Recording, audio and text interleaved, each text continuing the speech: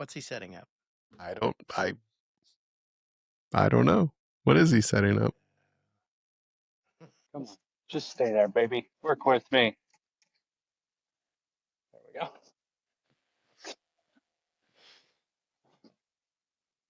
go. Hi. Yeah. I'm here. Look, I got new too. There's your new too. That's like the garage of terrors. If I was in there, I'd be throwing stuff. Are you guys ready? Because I'll actually give us a good introduction this time. We're gonna be serious So today. you're on your game. I'm on my game. He pulled a big one out of his sleeve, so he put a little extra hair gel in his hair today. Yeah, I don't have. I got her slicked back, baby. Pin my ears back. Let's go. You're talking a whole nother language that I don't understand. Well, you and me both, dude. You're not burning a lot of hair care products up. Is that what you're saying? I try to keep it pretty minimal. All I burn is a number 2 set of clippers over and over again. You are listening to the AlphaBassCast with Jake Boomer, Brian Smith, and Beau Fletcher.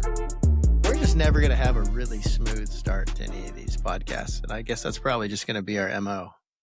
That's our thing. Think like if there was one that was normal, people would be like, man. It's like one that was well put together, professionally done. People would click off immediately. Yeah. This one's a cool one, though. Done. Yeah. 9 to 12. Sometimes we get 9. Sometimes we get 12. Depends on if my mom listens. My mom. I hope my mom doesn't listen. God, me too. No, because she would be really disappointed in the way you talk to me. I don't think so. I think she maybe a little. You need to be. She'd probably have some kind of thing about servant leadership and taking care of, your special need friends and stuff like that. That I need to really start to lean into, like a little bit of patience and a whole lot of empathy, like big words, right? Before I lose a friend, on your game tonight. Yeah. Before I lose a friend, tonight is series 1 of a special guest that I asked a favor for to have him join us. Because a couple of our podcasts have had a lot of this mental thought process stuff, like the Co-Angler podcast. So he agreed to do podcasts, but we're going to do a 4-part session. So we're going to do shorter interviews with him about topics that kind of come up in our conversations and kind of get his perspective on him on those things. And we'll get him on here soon. I'll text him here in a minute. But just a precursor, this is Dr. J. McNamara. He is a Ph.D. psychologist, licensed psychologist, and he actually wrote for FLW back in the day. And that's how I first heard about him. He was writing articles on how to performance fishing. He actually wrote a book, which is actually really good. Is he the one that was he did sports psychology sessions for Swindle and a lot of the big names? I'm not sure. Obviously, because he's licensed, he can't say who he worked with. It's like client. Yeah, client. I guess that makes sense. But I remember there was a time where a lot of guys in our sport actually went to sports psychologists when they were struggling, when they didn't know how to get out of a rut, stuff like that. Right. So this is a very important topic that I don't think a lot of people really talk about. No, this is great stuff. Yeah, I think Ish hired a performance psychologist at one point. But that's a huge field, and another notable or kind of a big name is Dr. David L. Cook, who actually worked with the San Antonio Spurs and took David Robinson from a point where he was having his worst career in his life to winning the NBA championship 2 years in a row. So it's very powerful. Golfers, Tiger Woods had multiple sports psychologists, and he actually had a hypnotist up with him at one point. So super cool field. Our sport is huge mental. I feel like people think that we're just out fishing, drinking beer, but there is so many facets to everything you do on and off the water that make you successful. And he did Bass Edge Radio for a while. Dr. J did. I'm going to text him and get him on real quick. But it was really cool because I was reading articles he was writing for FLW back in the day, back in their heyday. And then he moved to Washington State. And I don't remember how. I think I ran into him in a club tournament. He fishes constantly. He still plays hockey. I don't know his actual age, but I know that he's playing hockey well past the age that I would ever consider playing hockey, right? It's really cool. Awesome. Yeah, he's awesome. And so for a couple of years, I got to work with him and bounce questions off of him, and just super excited to get him. Let's get him on here. Bryant, maybe he can talk to you about your multiple personality disorder. Or your Funny. freaking narcissistic I mean, Yeah, fair. garage situation. we now have 3 of you, so I just thought maybe he Well, might yeah. shine some light on the guy on It's the a left. multiple personality. Yeah, multiple personality syndrome. And we're not supposed to talk about that. They're just there. Just in don't the worry about background. those 3. Yeah. They're just Yeah, watching. Don't worry about They're just watching. I'm just doing. This is just Jake's nightmare. It's just me multiplying over time. You're like a rabbit living under his deck. Just more. I can see and I more. can see like one of the girls showing up with one of those, and I promise you, if can't. there's one around here for too long, it will be Gonna have a squiggly mustache on it, an eye patch, a real missing tooth. yeah. It'll have everything. Your girls would go to work with a Sharpie. Yeah, on they that. would. Dr. J. McNamara, thanks for joining us. You're welcome, Jake. This is really sweet. Yeah, we gave him a pretty cool intro, and I talked to these guys, introduced them about sports psychology, and kind of where you started with in the FLW. That's how I heard about you. You were writing articles for FLW magazine and their website, but you were also on Bass Edge Radio, I believe. Yeah, and for about 3 years, and then in the early 2000s, Bass Edge had a TV show, so I had a 1 minute in the zone segment on that. That's awesome. Yeah, if you And go then on, you if you go on moved to YouTube, you can see the bloopers anyway. They're still on there. Oh yeah. So I was trying to explain the amount of crazy stuff you do. You have a very full lifestyle, which is awesome. You're still playing hockey. Are you still helping building airplanes? No, we finished the airplane. Actually, I was Rosie the Riveter. A guy built an airplane from scratch, and he had built one where he put all the rivets in himself, and then the second one, to make it go faster, he wanted to dimple all the rivet holes so we could have flush mounted rivets. So we did that all over the plane. So Like, how many rivets are we talking about? about 1 billion. Roughly. Yeah, roughly 1 billion. I got a really good story about the plane thing that I'll never forget. And I had a tournament on Cumberland, and I didn't catch a fish. And I remember you checked on me and you called and you said, "Hey, how do you feel about it?" And I was pretty down in the dumps. I'm like, "Man, I'm all the way into Kentucky here, and I had a horrible tournament." And then you started asking me about what you learned. But your analogy is every tournament, every day on the water, every decision we make is like putting a rivet in this plane. Right. You know what I mean? Yeah. It's like every year, you talked about how the rivets, how much work went into one rivet, and there's thousands of them. And then you were like, "Man, this is horrible." And then you thought, "Well, wait a minute, I'm building an airplane." And then I'm like, "What? I don't know what you're talking about, Dr. J. Like, I don't know what you're talking about." And you're like, "Yeah, Jake, every day on the water, you're building a bass fisherman." Yeah. That analogy I teach to my kids about the small things matter, right? That doing it all correctly, the small things matter. But How many years did Rick Clunn fish before he caught 2 9-pounders in a tournament? I bet you know. That was just a few years ago on the St. Johns River. Yeah. Yeah. 47 years. He was whole career. He was 60-some years old, over 65 years old when he caught his first and only 9-pounders in a tournament. He caught 2 of them the same day. Yeah. Holy cow. Yeah, and Brandon just did it last week, Exactly. but that was his first time too. Biggest fish he's ever caught, right? Yeah. That's super cool. So since I know we got you for a short time, but hopefully we can get you to come back, that there was 4 or 5 topics that really hit home when I got to speak with you a lot and talk to you back when I first started fishing. And the one that we brought up in the podcast 2 or 3 weeks ago was mental units. The fact, and you called it ego depletion. And so um, I can't explain it as well as you can. My top layer that I'll just butcher and then I'll let you fix it is that your brain has a limited capacity in the things it can deal with. And when you're spending time thinking about other things, that type of the more you deplete that capacity, the less you have to work with. So when by the time you get to tournament days, guys that are really stressed out or have a tough family life tend to not do very well those years in their tournaments, and that has something to do with ego depletion, correct? Right. Yeah.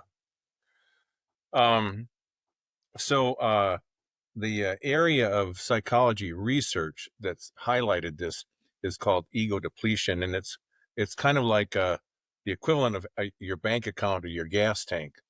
So you only have a certain capacity; it's not unlimited, right? And so the easiest analogy for people to understand is think of it as a bank account or what's in your wallet. Um, you've got a budget for this week, and you spend some of it on your house and some of it on your family, some of it on gas for the car, whatever. Some of it on fishing. But even if you spend all the money that you have on fishing, it's not unlimited. You have a limit. And when you think of it from a mental capacity, it is the same kind of thing.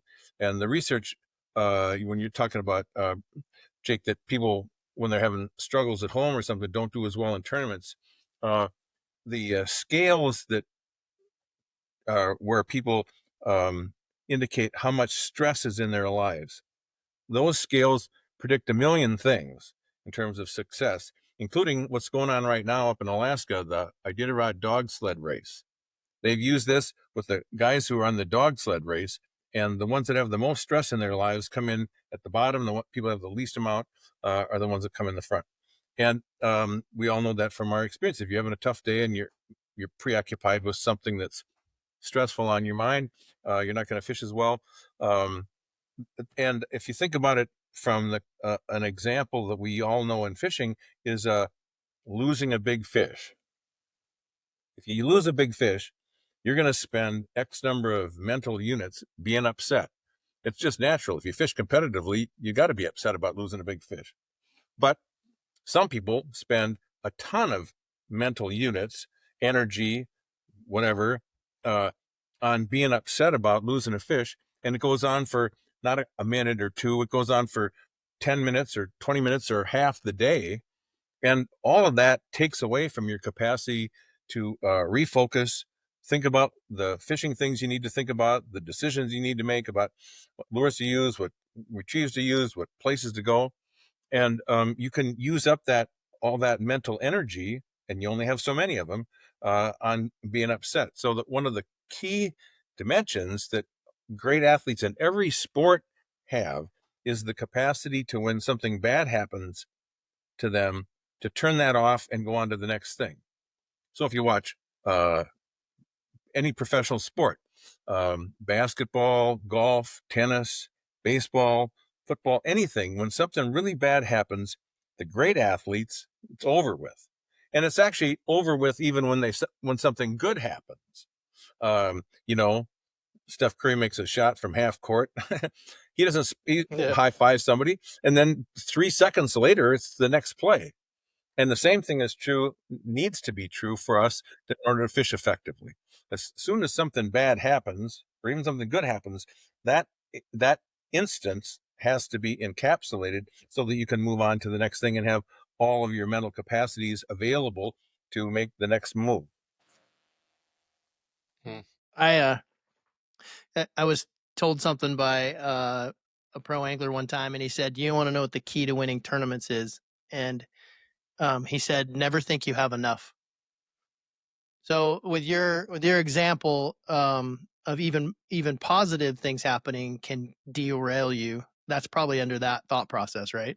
Well, it is. And you don't have to beat yourself up with that, but that is a great expectation to have of yourself while you're fishing.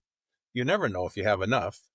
The greatest example in professional fishing is the tournament 20 some years ago now, when Mark Davis came in down in Florida, and he had 5 fish that weighed 42 pounds. The previous 5 fish record was 35 pounds. He was 7 pounds ahead of all the Bassmasters tournaments they'd ever had. The biggest weight, 5 fish weight, was 35 pounds. He had 42 pounds. He came in second. Dean Rojas came up to the scale after he did and had 45 pounds. So you'd never do have enough, right? While you're fishing, that's a great attitude to have. Don't give up. Mike Iaconelli is a good example of that. The never give up. Kevin Van Dam has that same deal. Attitude is everything. That's not all of it, but having that attitude of don't quit no matter how much. Rick Clunn's favorite story is telling fishing with Roland Martin, and it was 5 minutes to go in the tournament, and he hadn't done very well. So he put his rod down and sat down, and Roland Martin turns around and screamed at him. He says, "Don't you ever stop. We got 5 minutes left. You keep fishing. I don't care how much you got." He just tore him apart. And Rick Clunn said, it was one of the best lessons I ever got. Never do that. Yeah, that's awesome. The negative part of that and how the negatives creep in. Like when you do lose a big fish, I think a great example of somebody, he's the obvious example, is Kevin Van Dam.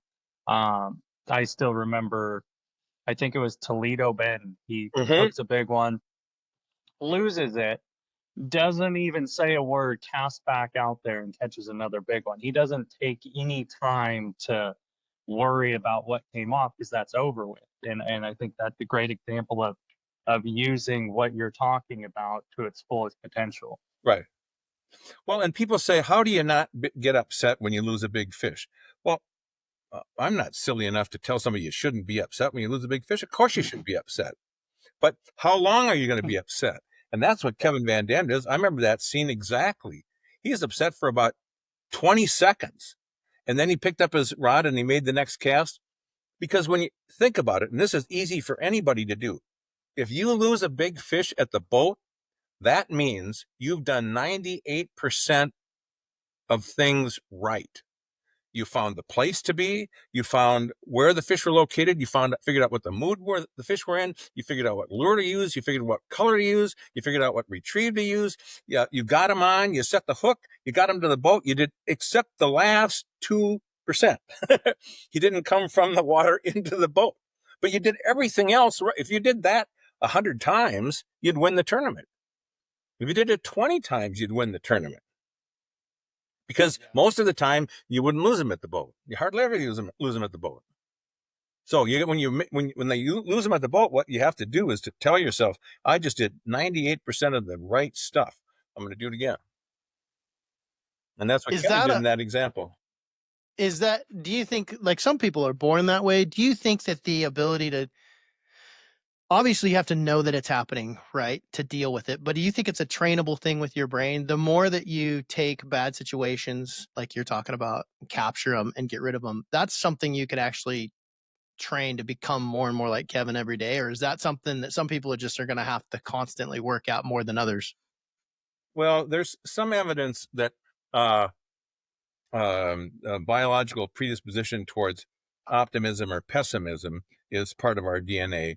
But for the most part, that's learned behavior. That people make, Iaconelli gets a big kick out of going Ike, and he's successful in spite of that, not because of it. I like Danny Brower's favorite comment to me. We were fishing together one time. We were talking about Iaconelli. He goes, I like Iaconelli enough, but he does all that screaming and yelling, whether he has a good day or a bad day. And he's just wasting time that he should be using fishing. And then, of course, the other side of it is he's not able to contain his emotions when he gets upset, and it's lost him hundreds of thousands of dollars over the years in sponsorship stuff and in lost fish and tournaments. So that whole deal about, can you learn to, and of course he's mellowed out. He's learned to not be a maniac as much. That's absolutely learnable behavior. Yeah. Yeah. Yeah, the example that always crept into my head, especially we have, like for instance, home field advantage. And let's just say you have home field advantage and you have high expectations, but when you're at home, other people have high expectations of you as well. And so the one that I I feel like I fight a lot that always comes back is about 12 o'clock where you should be doing well and you're just sucking it up. You know what I Right. mean? And different thoughts come into your head that you have to deal with. But the one that I get is, what are you going to tell your buddies at the ramp? Like, you know what I mean? When they go, because don't like the worst thing I ever hear is, man, what happened? And that thing hits you in the head. But when it hits you at noon and you still have 3 hours, you have to like get your arms around that quick Yes. because that thing spirals. Yep. It for sure does. You have to tell yourself that it's not the right time in the day to think about what your buddy thinks. You're not going to think about that till 4 o'clock. And you tell yourself that you started with an 8-hour tournament, and now you got a 3-hour tournament. So how am I going to catch my fish in a 3-hour tournament? And most of us would say you fish one of those Tuesday night things or something. You only got 3 hours to fish. Who goes into that thinking, oh, I don't have enough time to catch 5 fish? Well, of course you do. 3 hours is more than enough time to catch 5 fish. So you just tell yourself, well, I got a 3-hour tournament now. What am I going to, where am I going to go? How am I going to spend my time? You make those decisions based on that's your new time frame. Yeah. Interesting. It's awesome. Well, and I mean, in some sense, like, because I've been studying quite a bit of this professionally and for fishing, and there's a lot of talk, I think, in sports psychology about the ego and how the ego can get in the way of being present in those competitive Right. moments. And Right. I feel like that's kind of a lot of what you're talking to, is how to get the ego out of the way so you can focus on what's happening in that moment, good or bad. And I feel like it's more than just telling yourself to go do it. Like, do you believe that what is involved in that process to start to train the mind to go down that road, to stay present? Well, it really is about focusing on exactly what you're doing right now. The whole deal about the guy who first wrote the book about In the Zone, Mikhail Csikszentmihalyi from the University of Chicago, the research on that shows that across all kinds of activities, sports, musical activities, even just regular jobs that people have, when they get in the zone, the experience is the same. And one of the main things is there's nothing else that matters except this thing that's right in front of me here. Bill Russell's got some great stories about that when he was playing basketball, that he didn't even know what the score was anymore. He was so in the moment with his teammates, and it was just this play right now. And everybody says that. So the whole deal about focused concentration, if people only practice one thing, that deal about focused concentration is it. The ability to, all I have right now is this black and blue jig and that bush. That's all there is. And if you can do that for 8 hours, you're way ahead of the people whose minds wander and do other things, because you're way less likely to lose the bite that you would get if you were thinking about something else when you throw the jig in there.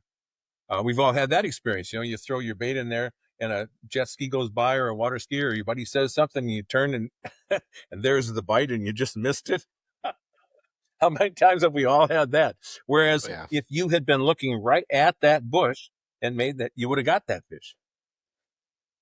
So it's really not any more complicated than that. Although that's really, really hard to do when you think about, an average tournament day is somewhere between 1,500 and 2,500 casts.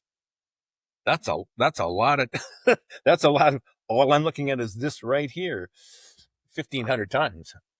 But you're way ahead of the guys. If you do it 1,000 times, you're way ahead of the guys that only do it 500 times. Are there exercises that anglers can use to work on that kind of focus? Sure. Or does it just come? No. Oh, no, it doesn't just come. It doesn't necessarily come at all. No, it's a really good idea to practice that thing specifically. And the deal about, fishing with a jig and some bushes is a really good example. Is you take your bait, and for 5 casts, all you're going to do is look at that target and, feel that line going out, see it hit the water, feel it going down, through the branches, pick it up, bring it back, and feel every single thing you can hear, smell, feel, touch, whatever it is that's going on for however many seconds that is. Do that 5 times. That's not easy to do. Even 5 times is not easy to you're going to have other It isn't. thoughts that are going to come in, It's like people that try and practice meditation and say, God, I just think about a million things. Well, of course you do. That's how your brain works. Your brain is hardwired to process a million pieces of information all at the same time. But if you do that, if you practice doing that, and you just take for 5 casts, and then take a break and have a drink or something, and do 5 more, after a while it gets easier. And then pretty soon it's 10 casts, and then pretty soon it's 12 casts, but it's for sure a learnable skill. So your outside influences. So like my second year on the MPFL, I had a really tough year, and what happened was at home my support system started to need more work. It wasn't falling apart, like I wasn't going to get divorced. Yep. But even if I prepared the night before and didn't do anything else and stuff like that, the stuff going on at home always had an impact on tournament day. Like you can't just rest for a day and be ready. Your outside world has a greater impact on your mental capacity for days at a time. But I didn't understand. I mean, I'll let you elaborate on that more, but that was monumental when you kind of explained the way that impacted days later, those types of things. Yeah. Well, again, it is that bank account thing. You only have so many units of mental energy, and depending on where they get spent, then you have left what you have left. So, I empathize with people who are struggling with their home or their business. I was lucky enough to be able to fish on the Bassmasters when the guys in the back of the boat were actually allowed to fish. And because of the Roland Martin rule, they could only practice with people who were in the tournament. So they were willing to take back of the boat guys and let them fish with them. So I got to fish with, Rick Clun and Denny Brower and Tommy Martin and Boyd Duckett and a zillion other people. And when you hear them talk about what's going on in their lives, I fished with Denny Brower the weekend that Dale Earnhardt got killed at the Daytona 500.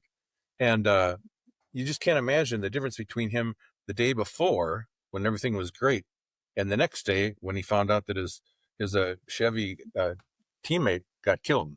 It was like he wasn't even there in the boat all day. He got about 2 bites all day. And that's true for all of us. The more you can refocus things that and eliminate those things that are small and able to be eliminated, the better off we are. Great, big, huge things like that, there's not much any of us can do. But for a lot of little things, you start thinking about, what you're going to get your brother for Christmas or something. Turn the page, turn the channel, think about, get back to that black and blue jig. That's awesome.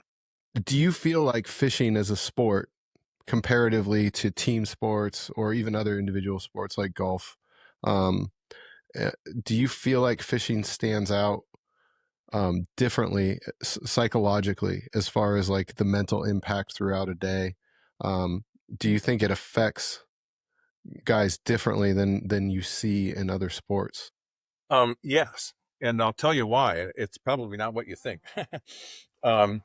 It's it's a lot like tennis or wrestling or something like that, where it's just you're not really on a team, right? So you against everybody else. But fishing started out with the guys who were successful in a secretive, I'm going to figure this out on my own and I'm going to make it work for me, and I'm not going to tell anybody else about it. Rick Clun being the best example, people sleeping in a trailer 10 miles out in the woods someplace. and that was the model, which is silly. It's just silly. There isn't any other sport where people do figure out how to play the game all by themselves. Every sport, people have coaches. Tiger Woods has a coach, for God's sakes. Everybody has coaches. It's only very recently that people in professional fishing have started to team up with each other and get some feedback and share knowledge and not feel like they have to do it all by themselves. That's one of the biggest differences with competitive fishing compared to other things, is people thinking that they got to figure it all out by themselves. And that's a very inefficient way to learn. And the other part of it is because we all lie to each other, we lie to ourselves.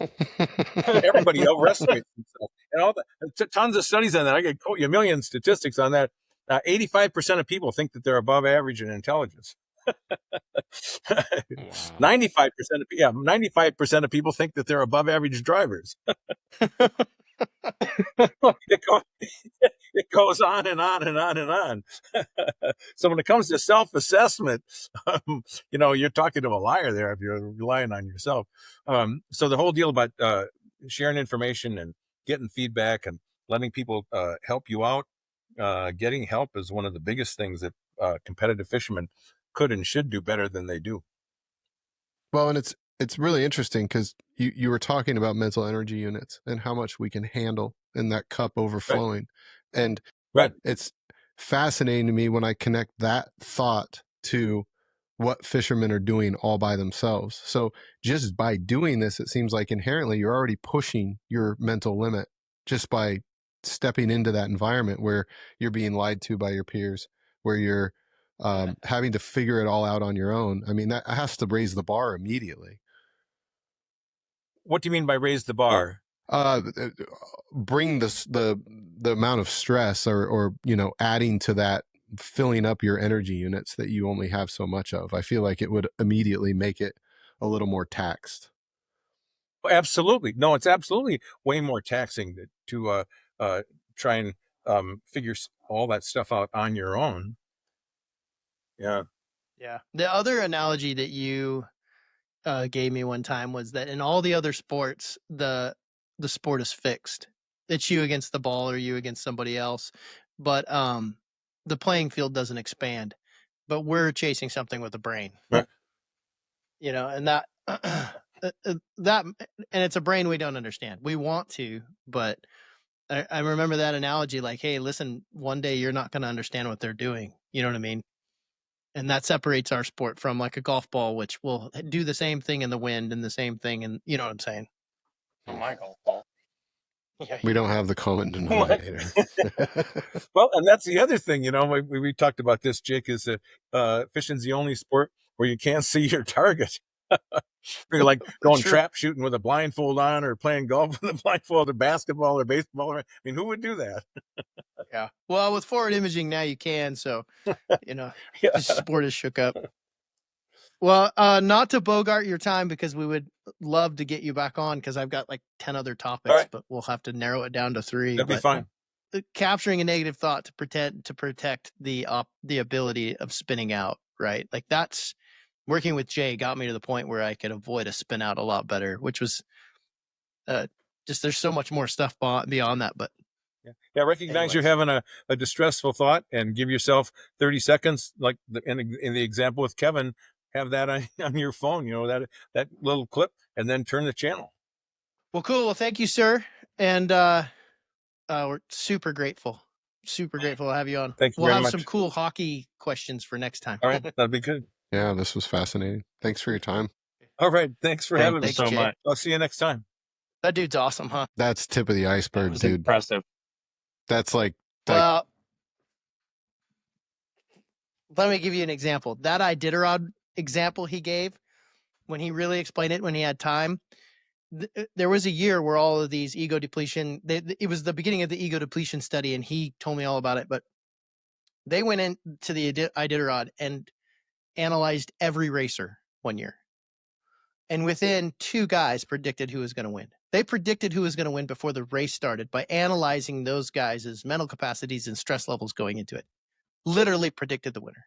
If you know what the Iditarod is, that's a huge mental race, right? It's such a beat you up type deal. But he told me that story, and I'm like, that's crazy that you could, I don't know. I think that's cool. And I will say this. on another rant. Boy. Bryant has Sonic something rant. that, the Sonic rant. I've That's a seen new you in other, segment. I've seen you in tournaments where there's a light switch that flips on where you don't know what you're going to do next. Things are sucking. I pass you and you got 7 pounds and you flip this switch, which is pretty much the only thing going on is you attack the water. There's nothing else. And I want to somehow get to that point where like sometimes I think you just get upset or whatever, but it's a really intense focus that I think you have to be at the level you're at. But I've seen it quite a few times where it's just like you're almost pissed off you're not catching them, and it drives this intense focus and nothing else really matters. I feel like that's kind of the ego depletion thing he's talking about. Everything else gets turned off and you're in the zone. Mhm. So that's your only compliment you get today. So I take it or leave it. appreciate that.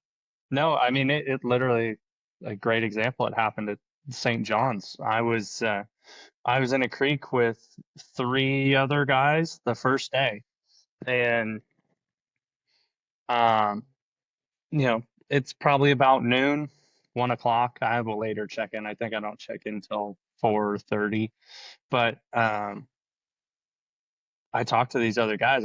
Just going by. It's a tiny little creek. You got to fish past them. I'm like, hey, how's it going? Oh, good, man. What you got? One guy said 19. The other guy said close to 20. And I had 10 pounds. I was like, you have got to be kidding me. And I got mad at it too. 'Cause, I didn't want to start the season crappy again. I know they're biting and it's annoying. It annoyed me to the point where it's like, why? I know how to catch fish. Why am I not catching them? And then I don't know where I went, but over the next 30 minutes, I caught 2 4.5s and pulled up to almost 15 pounds. So, yeah, it happens, and I don't know what the motivation behind that is, but when you get in that zone, and like to me, it's when it clicks that day. Like, okay, I know exactly what I need to do.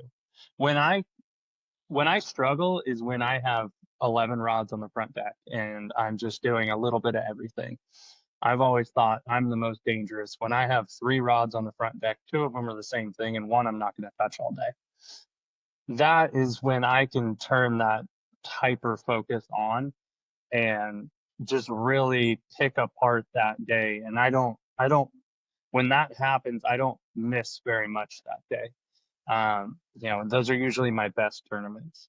So I always try to get to that point where I'm focused like that.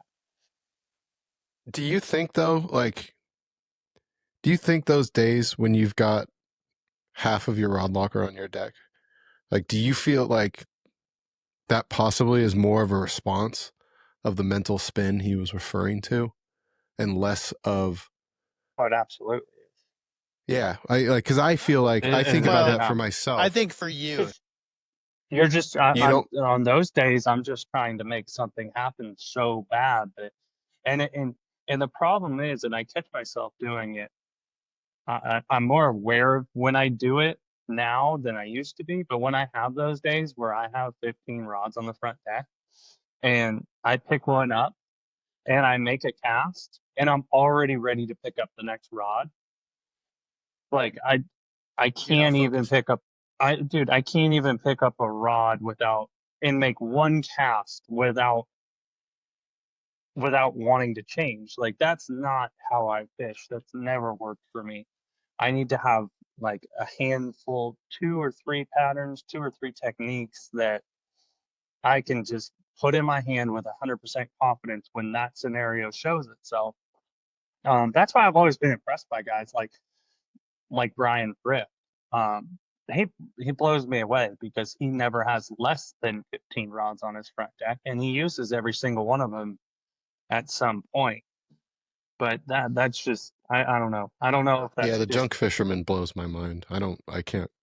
It gives me anxiety. it does, yeah. it's opposite though. Like, a lot of rods on Bryant's deck is a focus breaker because he's thinking maybe I'll throw this one, and he he loses that focus on what's actually going on in front of him. Where a guy like Bryant and Brian Thrift has a lot of things, because the focus breakers for me is if I have 3 rods on the deck and I'm like, it would be better if I had this, if I threw this. My focus breaker is that scenario required a different bait, and I'm actually more comfortable with multiple rods on the deck so that I could go into a situation and be like, all right, I tried that and I could put it down. But when I go in and I'm like, man, I should have done this, but I didn't, I feel like I'm being closed-minded, and it starts a little bit of closed-minded, and it starts a little bit of a panic. So I am a bunch of rods on the deck. I am best if I'm using 2 or 3 of them. But if I go through a situation where I'm like, dude, there was a floating log there and I didn't throw a Senko at it, that's dumb. You're not trying to find what's biting. Is that going to sit in your then head? That's a focus. Yeah, it's a focus breaker. Now I feel like I'm not fishing good.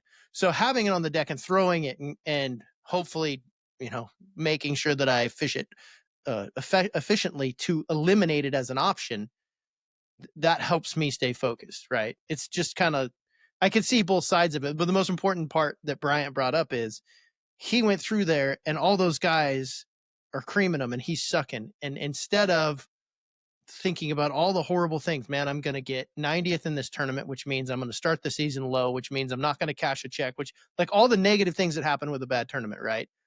Bryant's first thought, Bryant doesn't have to deal with that stuff. He's like, I'm just going to go catch 2 more. You know what I mean? Like, it could happen to him, but you just... It happens.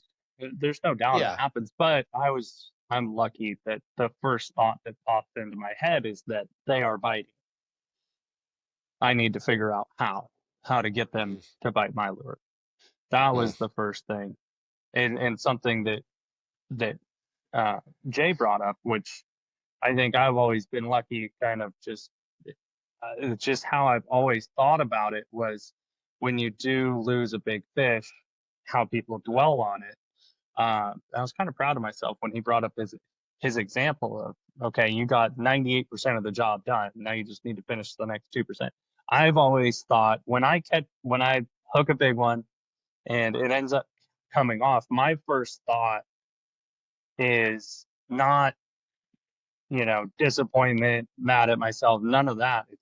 I got one to bite. I can get another one to bite today. That's not normal, though, right? Just imagine the last time.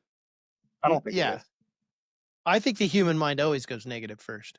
I think we're wired that way. I think a lot of studies show that. It's like somebody doesn't answer your phone call for a while. The first thought you have is Jake. Yeah, what's wrong with them?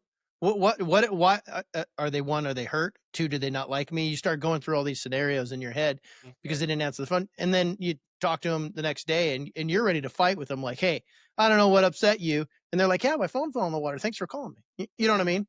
But we always, as you never notice that, that's just human nature. You always go to the negative first. That's like negative. When you're sucking.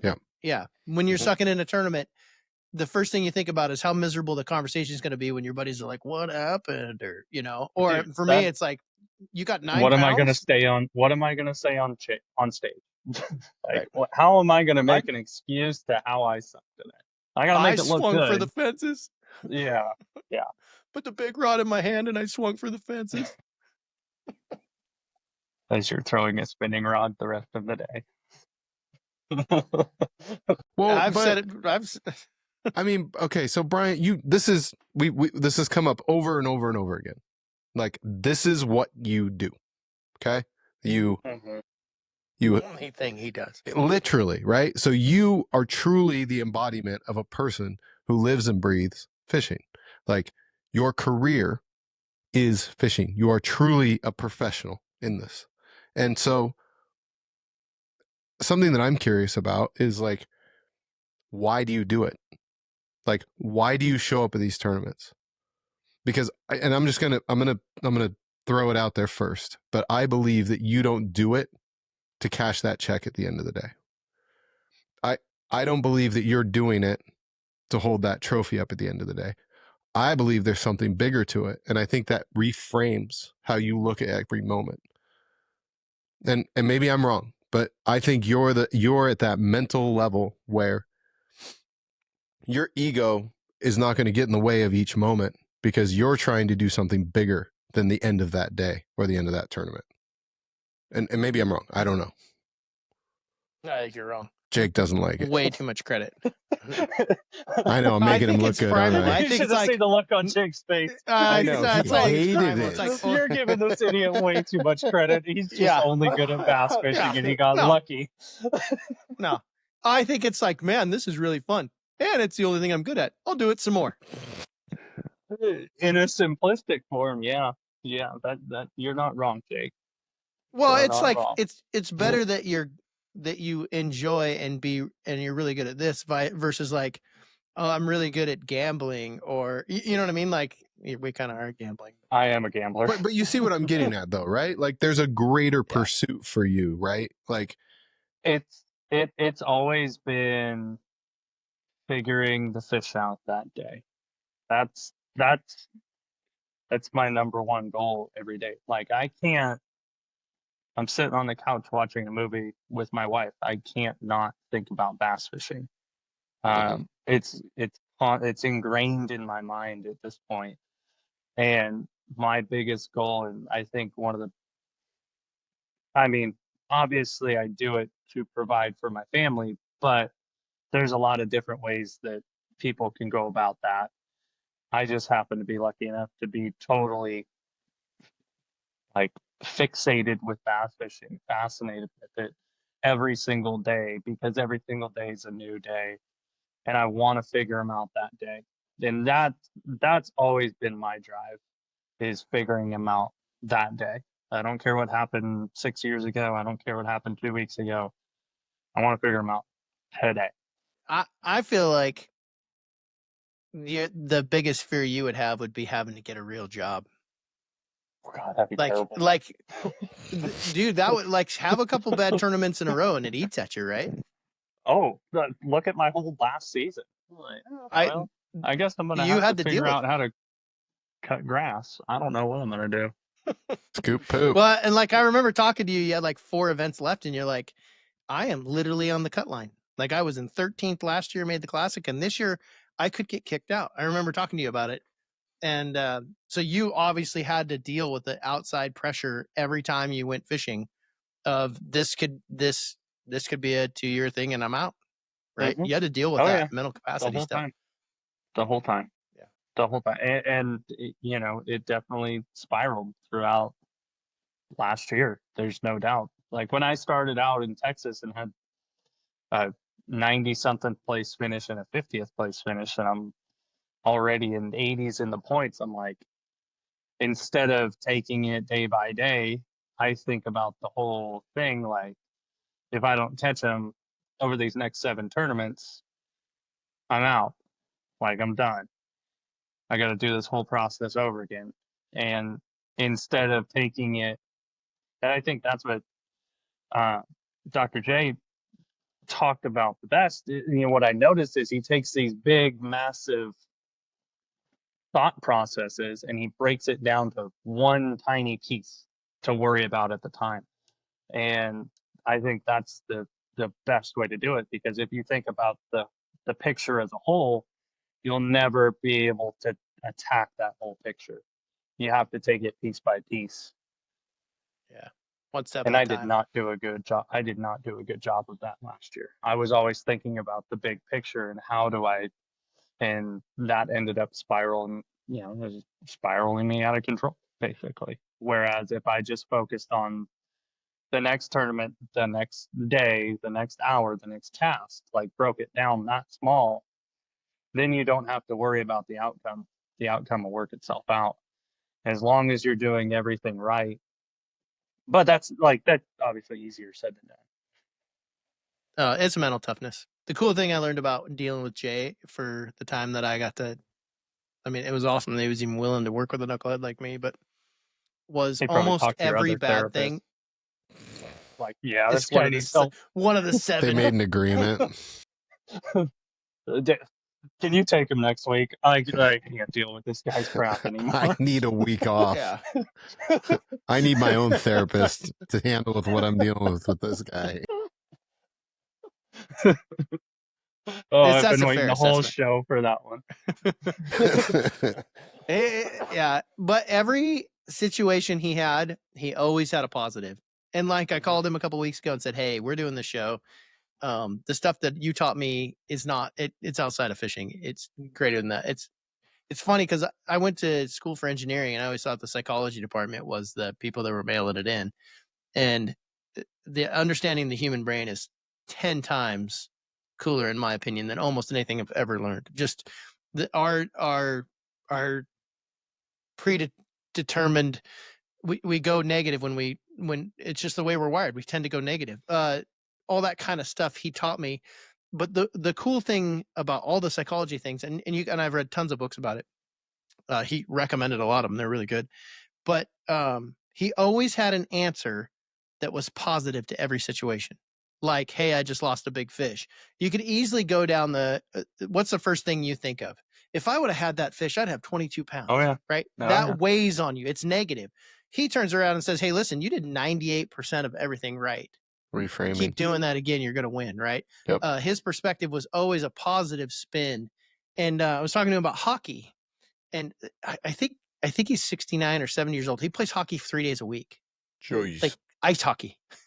And he goes, I said, how's it going? And he's like, well, I got to get another knee surgery. But the good news is, I'm like, okay, there's nothing good about continuing to play hockey at your age and needing another knee surgery.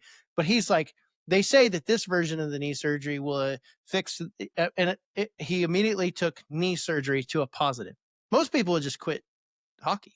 Like, all right, I'm at the age where this is going to keep breaking my body down. And he's like, well, the positive of this knee surgery, right? That is opposite of the way that I probably solved problems, especially in a high stress environment, like trying to win a derby or whatever. So that's opposite than 99% of human beings can think. Well, and I think that's the trained thing. I feel like, and that's why I asked, like, how do we work on these things? And that's going to be continuing. Like, as this series continues, I want to hear what we need to do to work on this.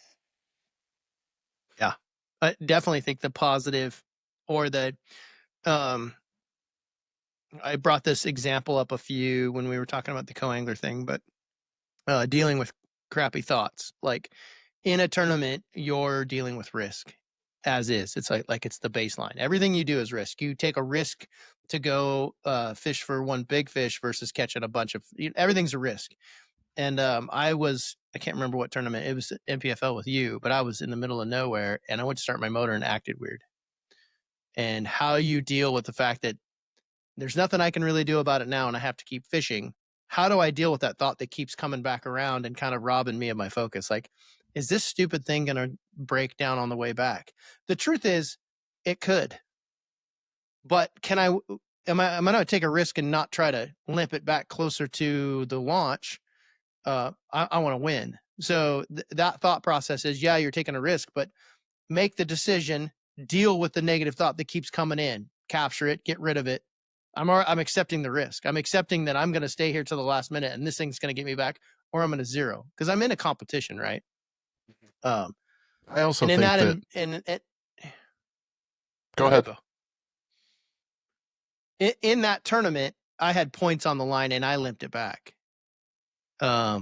Because I had enough points, I'm pretty sure, in my boat to make the championship, and I didn't stay, and I missed a check by like 4 ounces, 10 grand by 4 ounces, because I came in, I gave up that last half an hour, worried about it, and limped it in, and then ended up fishing around the ramp for 25 minutes and catching nothing. So I mitigated that risk, so I didn't have to deal with that negative thought of my motor not starting and me not getting in. But it's stuff like that and how you deal with it if you let that thing keep swirling, you're not effective anyway. You might as well run back. You either go, hey, listen, I'm accepting this risk. I'm not going to think about this stupid thing, and I'm going to catch the next 3 fish that need to be caught to win. That's where the mental strength stuff comes in. Not all the time do you do well. You're nailing the big picture on the head there. I think as humans, we love to focus on the problem instead of making a decision to the solution, right? Like, we can sit there and ruminate on the motor or ruminate on whatever the issue is instead of stopping and going, okay, I can either do this or I can do this. And then committing to that decision and then moving forward from it. And I think that's really difficult generally for in human nature for us to do that. I know I struggle with it a lot, but like, instead of like just stopping, looking at the problem, going, okay, these are my solutions, which one am I going to pick, and then committing to it. Because I wonder, like, what if you did say, okay, my motor's not working, I'm not comfortable with that, and then you just made that drop decision, I'm going to get back closer to the ramp. Do you think you would have had a better opportunity to catch fish when you were closer? Yeah. No, I think those are all the decisions we make every day in a tournament. The funny part about that story was it was Grand Lake. Bryant was in the top 10. It was a MPFL. I thought Bryant had a chance to win going into the last day. And I was teetering on falling out of, I think I was 16th in the points, and I was teetering in that tournament after the first 2 days of actually falling out of championship qualification, which the championship, the last place guy was going to get $5,000. When we were fishing, I can't remember what the championship was supposed to be, but long story short, there was a lot of pressure to do well. And I was fishing along, and I'd been fishing all day, and I kind of piece parted enough weight together that I was pretty sure I was going to make that championship. And then I ran into the golden, this group of fish that ended up being released fish. I didn't know it until I got home and looked at the map, and it was actually where they released fish. And for the last hour of this fishing day, I'm cleaning their clocks. Like, I'm Kevin Van Dam. Like, everything, you got to imagine, for 5 days of practice and whatever in the tournament, I could catch 3 fish a day, and I'm catching 3 fish every 5 minutes. Like, I'm creaming them. And I don't remember what I did. I went back to check something. Oh no, I went back to run back, and I had like a 2-pounder, and I went to idle to the beginning of the bay again, and my motor just went like my battery had been depleted from whatever. Long story short, the next pass I made through there, I only caught 1 fish. My focus was gone. I was freaking out about not making the championship. And the best part of the story was I got it started. I got back in. I made the championship, but I missed a check. I sat around and fished around the ramp for 25 minutes. Didn't catch nothing. And I was staying with Zach Burge during that that run. That was Grand Lake. So I stayed with him, and I got back, and I remember telling him the story about what had happened. And he looked at me and he goes, "You don't have a jump box?" And he was trying to hand me a beer because it was dinner time. And he's trying to hand me a beer. And he goes, "You don't have a jump box?" I told him the whole story about I was like, "No, I don't have a jump box." And he goes, "You're not ready to be a professional." And he pulled the beer back that he was trying to hand me and turned around, walked away. That's what you get. But think about it. That one thing, that jump box, mitigates all of that negative stress. Oh yeah. I got a jump box. Fish for 10 more minutes, but fish focused, right? Mm-hmm. I'll never forget that story. I have the biggest jump box you can buy right now. I can jump start SpaceX right now in my boat after that experience, right? You learn. I learned slow, but I learned. Yeah. I have 3. Yeah. Yeah, I have 3. Yeah. I have jumper cables, a jump box, and a power pole charge. If I can't make my batteries, and I have 2 extra batteries that I could technically use, I'm not meant to make it back if I can't get it to start. Yeah, that's right. The Lord doesn't want you to hit that tree on the way back. Yeah, you're just accept it. Just be like, "Hey, I'm not in control of everything in my life, and I'm okay with it, Father. Thank you." Yeah, but that's, I will tell you now, if there's been a lot of really good information on this podcast, but I work on a lot of boats because I help with limit out rain. If you think your jump box is your power pole charge, you're wrong. Mm-hmm.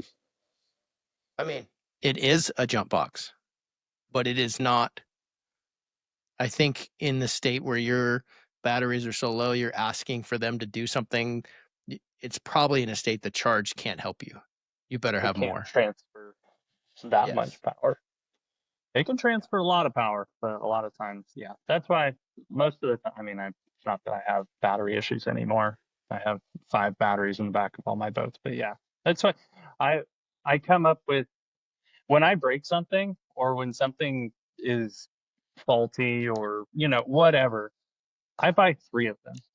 So I always have these boats that have it's one of those money bags, and it has all these parts that I will probably never need again.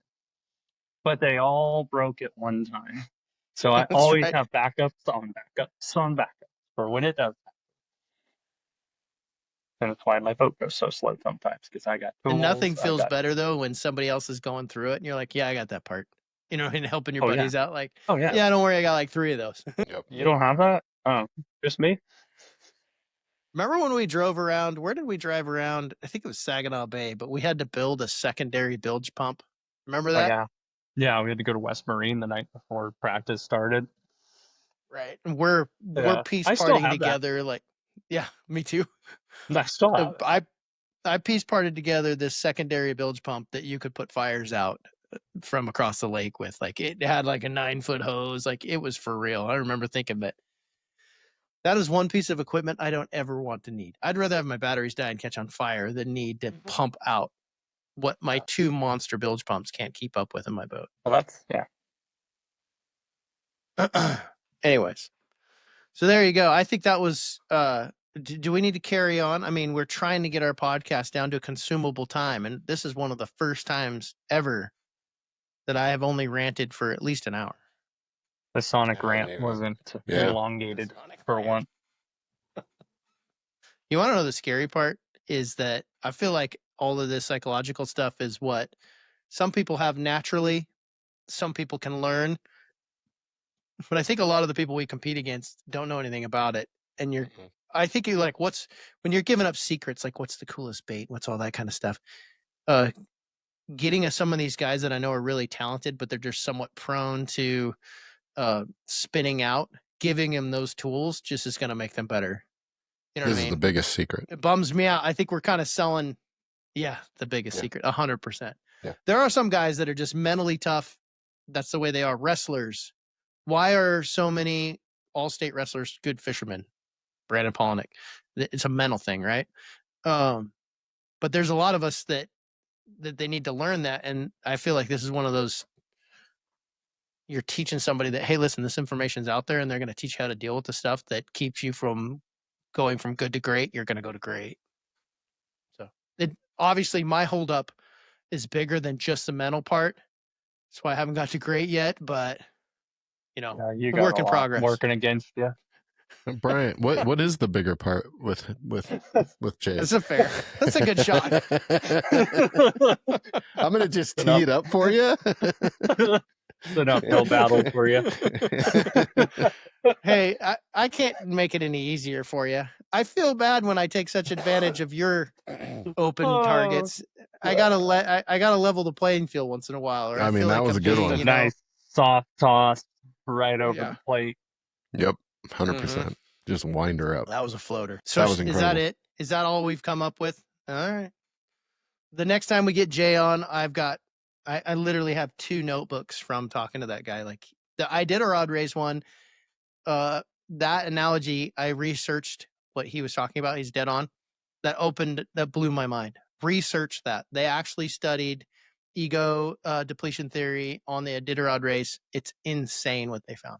They predicted the winner within 2 guys. It's crazy. Jake, can you show? I'm gonna go to Vegas on that information now. Yeah, no kidding, right?